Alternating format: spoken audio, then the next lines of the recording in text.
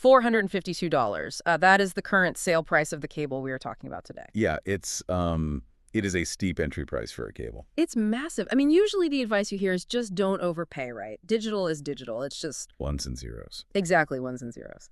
But today we're doing a deep dive into the Kramer CLS-AOCH 6131 from HDTV Supply.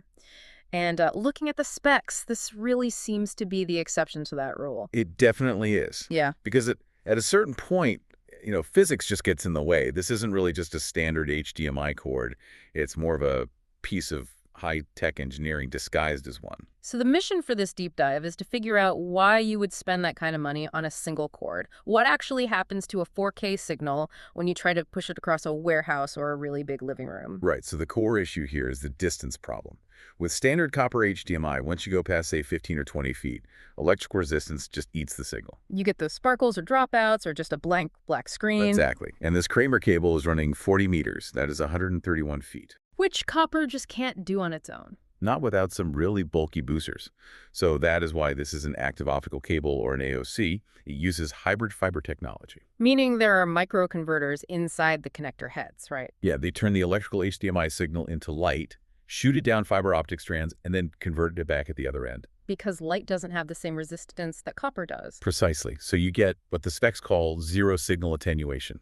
What goes in is exactly what comes out 131 feet later. And that is crucial because the bandwidth requirements for modern video are just huge. We are talking 18 gigabits per second. Right. It handles 4K at 60 hertz with a 4.4.4 color space. We should probably clarify that a bit because 4.4.4 sounds like marketing jargon. It does, but it's vital for home theater enthusiasts. It refers to uncompressed color. Most video signals compress color information to save bandwidth, so that is usually 4.2.0. Well, 4.4.4 is the full uncompressed signal. Yes. And to push that much data over that much distance without losing a single bit, you absolutely require fiber.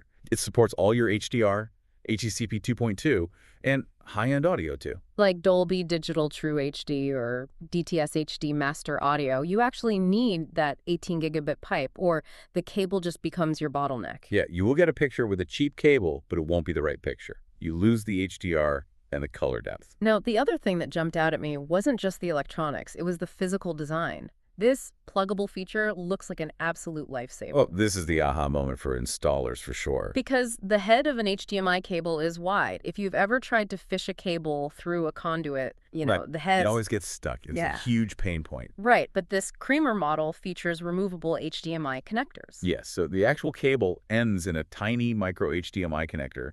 You attach a pull-through capsule to it, fish it through the wall, and then snap the full-sized HDMI connector back onto the other side. That completely solves the fishing nightmare. And looking at the diameter, it's 3.4 millimeters. That is incredibly thin. That is the other advantage of fiber over copper. Copper at 131 feet would look like a heavy garden hose. This is lightweight, rugged, and super flexible. It has a bending radius of just 6 millimeters. Right. And there's another benefit to the fiber aspect, too, regarding interference. Since it's using light and not electricity, does that mean it's immune to electromagnetic interference? It totally is. If you run a copper cable next to a power line in a ceiling, the electromagnetic field can distort the video signal. But fiber is immune to that EMI and RFI. Exactly. You can run this right alongside high voltage lines without risking your picture quality at all. Speaking of running it through ceilings, we need to touch on the safety rating. The spec sheet really highlights low smoke and halogen-free. That is critical for building codes. Halogen-free means the jacket materials won't release toxic gases if they happen to burn. Which makes total sense. In a commercial setting or even behind drywall in your home, you really don't want your wiring becoming a chemical hazard during a fire. Absolutely not. And durability was clearly a big focus here, too. It has 24K gold-plated connectors for corrosion resistance.